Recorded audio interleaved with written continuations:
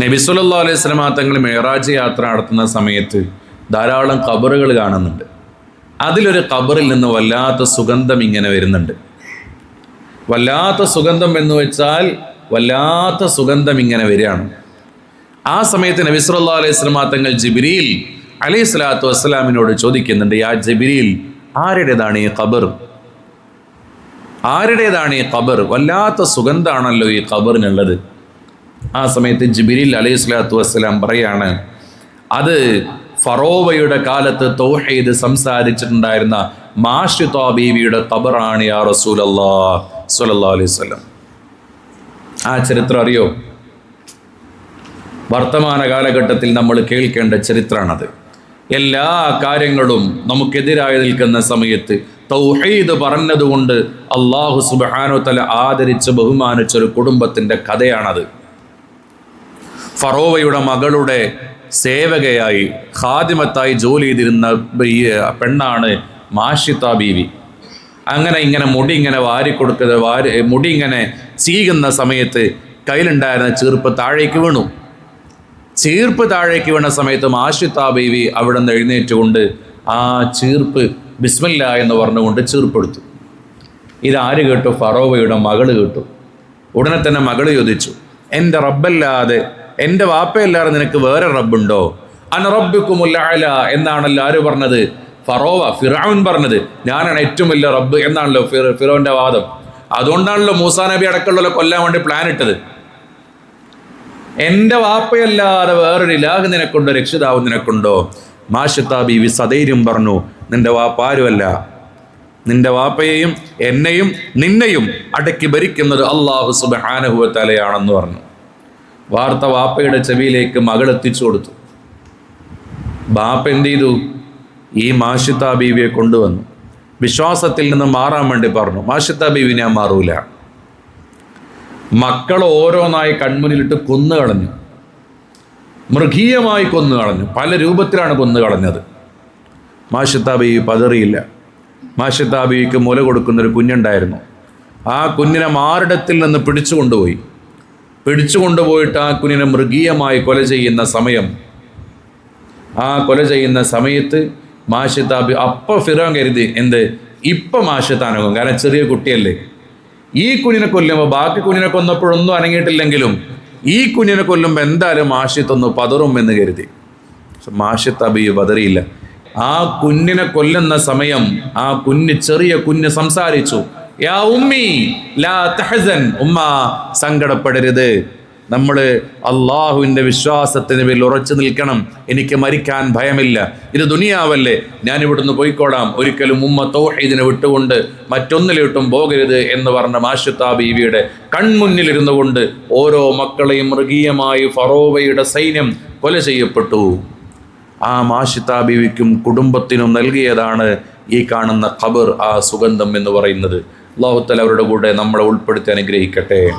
വർത്തമാന കാലഘട്ടത്തിൽ സാഹചര്യങ്ങളൊക്കെ മോശമായി കൊണ്ടിരിക്കുന്ന ഒരു കാലത്ത്, ദീനിനെ നമ്മൾ സെക്കൻഡറി ആക്കി നിർത്തുന്ന കാലത്ത് മാഷിത ബീവിയുടെ ചരിത്രം നമ്മുടെ ഹൃദയത്തിലേക്ക് ഇങ്ങനെ പ്രവേശിക്കേണ്ട ഒരു ചരിത്രമാണ്. എത്ര മനോഹരായിട്ടാണ് മഹദി ജീവിച്ചത്, എത്ര മനോഹരായിട്ടാണ് മഹദിയുടെ ജീവിതത്തെ ക്രമീകരിച്ചത്. പരിശുദ്ധ ഇസ്ലാമിനെ നിങ്ങൾ മുറുകെ പിടിക്കണം എന്ന് പറയുന്ന സമയത്ത് ചില ആളുകളെങ്കിലും ഇസ്ലാമിനെ പിന്നോട്ട് നയിക്കുന്നതായി കാണാം. ഇസ്ലാമിൻ്റെ അധ്യാപനങ്ങൾ എത്ര മഹത്താണ്. ഇന്നലെ നിങ്ങളാരെങ്കിലും ന്യൂസ് ചാനൽ കണ്ടിരുന്നോ? മലപ്പുറം ജില്ലയിലെ കരുവാരുണ്ടിൽ 14 വയസ്സുള്ളൊരു കുട്ടി, നിങ്ങൾ കണ്ടില്ലേ? മലപ്പുറം ജില്ലയിലെ കരുവാരുണ്ടിൽ 14 വയസ്സുള്ള പെൺകുട്ടിയെ മൃഗീയമായി പീഡിപ്പിച്ച് 16 വയസ്സുള്ള കുട്ടി കൊല ചെയ്യപ്പെട്ടു. അല്ലാഹു തആല നമ്മുടെ മക്കളെ കാക്കട്ടെ. ഞാനതിനെക്കുറിച്ച് കൂടുതൽ പറയല്ല, കാരണം എന്തെങ്കിലും ഒരു കാലത്ത് ഈ വീഡിയോ ആ കുട്ടിയുടെ ഉമ്മയോ വാപ്പയോ കണ്ടാൽ അവരുടെ കൽബ് വിഷമിക്കാൻ പാടില്ലല്ലോ എന്ന് കരുതിയിട്ട് ഞാനതിനെക്കുറിച്ച് കൂടുതൽ പറയല്ല. പക്ഷെ നമ്മൾ മനസ്സിലാക്കണം, പരിശുദ്ധ ഇസ്ലാം എത്ര വൃത്തിയിൽ, എത്ര സ്പെസിഫിക് ആയിട്ടാണ് ഓരോ കാര്യങ്ങൾ നമുക്ക് പറഞ്ഞു തന്നിട്ടുള്ളത്. ആ കാര്യങ്ങൾ നമ്മൾ ശ്രദ്ധിക്കാതെ പോയതല്ലേ. യാ അയ്യുഹല്ലദീന ആമനു, ഓ എൻ്റെ പ്രിയപ്പെട്ട സത്യവിശ്വാസികളെ, പരിശുദ്ധ ഖുർആൻ സൂറത്തുൽ മുനാഫിഖൂനിലൂടെ ഓർമ്മപ്പെടുത്തിയില്ലേ, യാ അയ്യുഹല്ലദീന ആമനു ലാ തുൽഹികും അംവാലുകും വലാ ഔലാദുകും അൻ ദിക്രില്ലാഹ് നിങ്ങളുടെ മക്കൾ, നിങ്ങളുടെ സമ്പത്ത്, ഇതിനെ തൊട്ട് നിങ്ങൾ അശ്രദ്ധരാവരുത്. നിങ്ങൾ നിങ്ങളുടെ സമ്പത്ത് ഉപയോഗിച്ചുകൊണ്ട് മക്കൾക്ക് ഫോൺ മേടിച്ചു കൊടുക്കുന്നു, മറ്റ് സൗകര്യങ്ങൾ വെച്ചു കൊടുക്കുന്നു. എന്നിട്ട് നിങ്ങളുടെ ചിന്തയെ നിങ്ങൾ മാറ്റിക്കളയാണ്. നിങ്ങളുടെ മക്കളെ നിങ്ങൾ കലാലയത്തിലേക്ക് പറഞ്ഞയക്കുന്നു. ആ മക്കളെക്കുറിച്ചുള്ള ചിന്തകൾ നിങ്ങളുടെ കൽബിൽ നിന്ന് മാറിപ്പോവുകയാണ്. രാത്രി 10-നും 11 മണിക്കും ശേഷം നമ്മുടെ മക്കൾ ഓൺലൈനിലാണ്, ഇൻസ്റ്റാഗ്രാമിലാണ് നമ്മുടെ മക്കൾ. നമുക്കറിയാത്ത മേഖലയിലാണ് നമ്മുടെ മക്കൾ ചാറ്റ് ചെയ്തുകൊണ്ടിരിക്കുന്നത്, ജീവിച്ചുകൊണ്ടിരിക്കുന്നത്. അങ്ങനെ ആവുമ്പോഴാണ് ഈ കുട്ടിയെപ്പോലെ ധാരാളം കുട്ടികൾ ഇങ്ങനെ അവരുടെ ചരിത്രങ്ങൾ ഇങ്ങനെ പുറത്തേക്ക് വന്നുകൊണ്ടിരിക്കുന്നത്. ആരാണ് ഉത്തരവാദികൾ?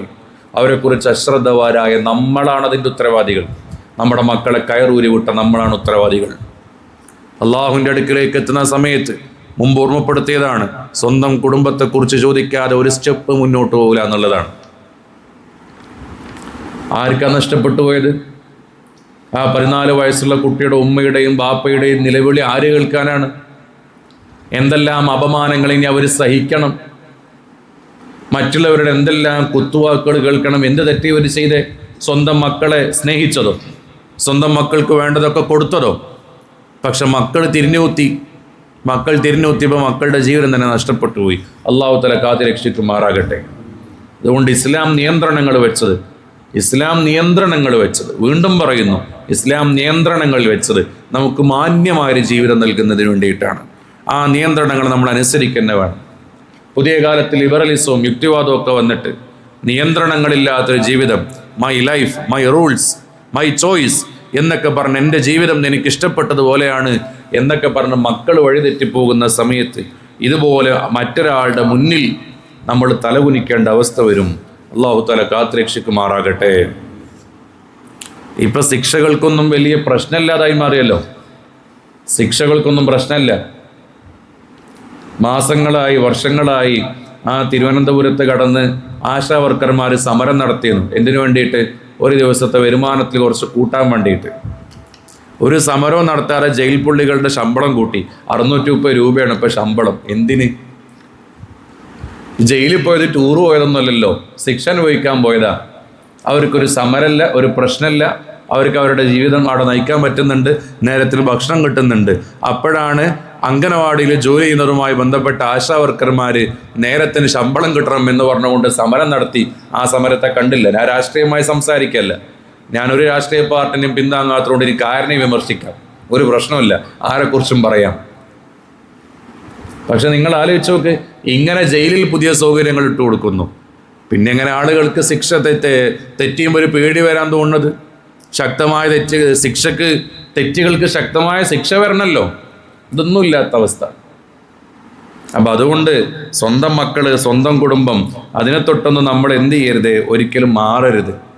ഇനി ഇതൊക്കെ നമ്മളങ്ങോട്ട് പറയാം, നമ്മൾ തന്ത വൈബായി. ഇങ്ങനെ മക്കളോടൊക്കെ നമ്മൾ പറയാം തന്ത വൈബ്, തള്ള വൈബ്, പഴയ ജനറേഷനായി. നമ്മളാലോചിക്കേണ്ടത് തന്ത വൈബ് എന്ന് പറയുന്നത് എന്താണ്?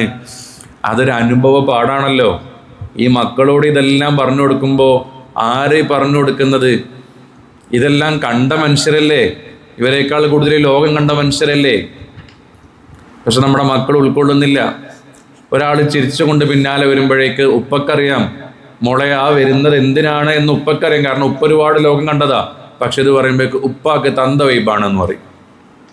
സ്കൂളിൽ കോളേജിൽ നടക്കുന്ന ആർട്സ് ഫെസ്റ്റിൽ പോയി തുള്ളല്ല മോളെ എന്ന് പറയുമ്പോൾ ഉപ്പ തന്ത വൈബ. ഇന്നത്തെ കാലത്ത് ഇതൊക്കെ വേണ്ടേ? ഇതിന് പോയി തുള്ളിയിട്ട് ഈ പ്രിയപ്പെട്ട പെൺകുട്ടിയുടെ ശരീരഭാഗം കണ്ട് മറ്റുള്ളവർക്ക് താല്പര്യം തോന്നി അവൻ കയറിക്കൊണ്ട് പീഡിപ്പിക്കുമ്പോൾ തന്ത വൈബൊന്നും പ്രശ്നം. അതൊക്കെ ഒരു ട്രെൻഡല്ലേ, as usual, it's doesn't matter എന്നൊക്കെ പറയേണ്ടി വരും.